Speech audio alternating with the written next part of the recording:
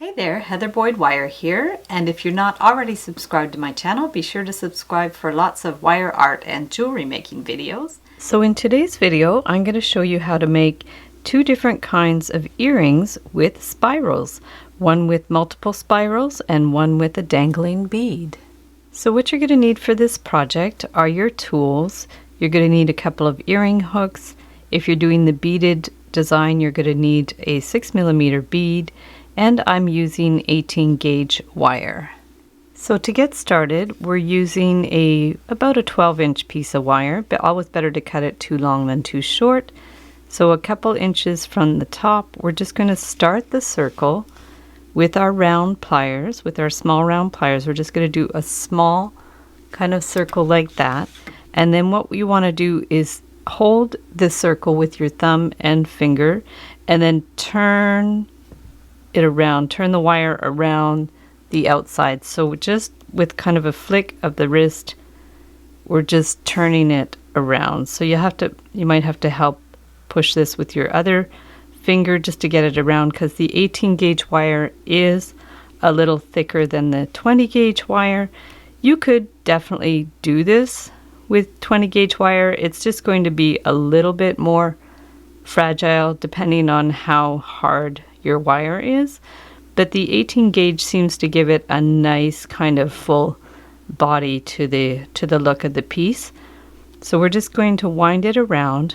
This is actually aluminum wire, what I'm using. It's 1.2 millimeters in the gauge that it's in the way that it's measured, the one I have, but it's a equivalent of about an 18 gauge. So here, let's just compare it to the other one to make sure that they're the same size. So we're going to have to go around one more time. So yeah, if you're doing earrings, you just want to compare them to make sure they're the same. You can also do this as a pendant, would be super cute. And if your wire gets a little bent like that, it might get a little kind of a bend in it. You just pull it back and then rewind it a little bit if you find it gets a little kink in it. So now at the bottom, we want to do a little loop to hang the bead. So we'll just get our larger round pliers, and then we'll start the circle. Okay, and we're going to make sure it's somewhat centered over that, like that, and then we're going to clip it so it's flush, and then we're just going to give that a little push so it's flat, and then at the top we want to do a loop as well. So let's just take this, bend it back, and then bend this around. Just gonna double check how I finished that. Yeah, I just finished. I just clipped it. You could twist it around if you wanted to, but to have a cleaner look, it's probably better just to clip it, and that also, the fact that the wire is thicker, it'll hold its shape. So here we have the spiral, and then we're just going to add the bead at the bottom. So to add the bead, it's easy. We just get a head pin. Doesn't really matter what size because you can trim it. And so we'll stick the bead on the head pin, cut that to about 1/2 inch, clip it, get our larger round pliers, and just make a loop at the top, bend it back, and then bend it around. And then we need to add it to our spiral. So we'll just get that on there, close up the spiral with the flat pliers, and then get a hook. I just buy these hooks already made. They're surgical steel. And then we have our cool little spiral earrings with the beads. So to make the one with the 3 spirals, I've set up a couple of the spirals, and I'm going to show you how to finish them after, and then I'll make the 3rd spiral, because the 3rd one, you don't need the little loop at the bottom. You want it to be a nicer finish. So we'll just go ahead and start the spiral how we did the other ones, and we're just going to work our way around. Like I said, you just hold it snug and work your way around. And you want to make sure that the wires are snugly together, because you don't want it coming apart, and you just kind of slowly work your way around. And then once you have it the right size, we're going to finish it off in a different way. So let's just check that it's the same size as this one. So what we're going to do here is, instead of making the loop at the bottom, we're going to finish it up here. And I had originally tried just cutting it and it was a little raw. So what I'm going to do is actually loop it around to the back. This will just give it a nicer finish. And then we're going to clip it nice right behind there. And then with the flat pliers, just kind of push it down a bit so that's hidden and it's not sharp. So here what we're going to do, instead of doing the loop parallel to this, we're going to do it perpendicular, and then that way it's going to be a little more discreet. So we're going to pull it that way, take our round pliers, and then go around, do our loop.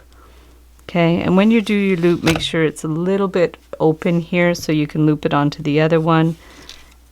Clip it flush, and then we're going to get these ones. That one's set up.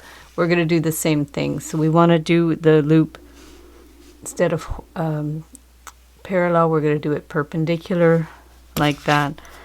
And we're going to do our 3 loops the same way, because we want to be able to loop them together.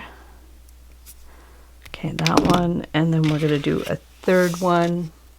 Same idea. We're going to just push it to the front and then make our loop, and then we're going to be able to assemble them all together. I mean, in theory, you could even do like a little chain with these loops, maybe even make a little bracelet or something. You could really use your imagination with this design. So what we'll do is, we have 3 loops now. We're going to start with the bottom one, okay, and we're going to hook this open loop onto this closed loop that's at the bottom of the spiral. So we're just going to loop it on, okay, and then close it up with our pliers. Same thing, this loop is open. We want to make sure they're in the right direction.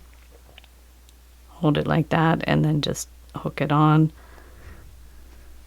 Okay, and we're just going to close that.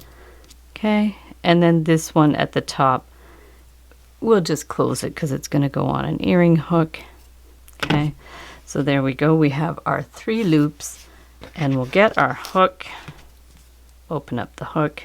Some people make their own earring hooks. I don't. So we're going to close it. Sometimes I do if I do silver wire. So because this is sort of at a different angle, we actually have to take the loop, the bottom loop of the earring hook, and just give it a half turn or a quarter turn around like that. And then it sits properly. So there we have our triple spiral earrings. So thanks so much for watching the video. Give it a big thumbs up if you liked it. Be sure to subscribe to my channel for lots more wire art and jewelry making videos. Hit the notification bell to be notified when I go live and when I post new videos. And if you're not already a member of the Facebook group, please join us in the Wire Art and Jewelry Makers Club on Facebook and share photos of your creations.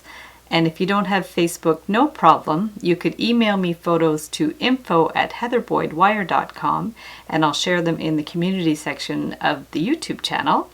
And if you'd like to check out my wire art and jewelry in my Etsy shop, my husband and I specialize in wedding cake toppers and really funky special requests for jewelry. So I'll link up my Etsy shop below.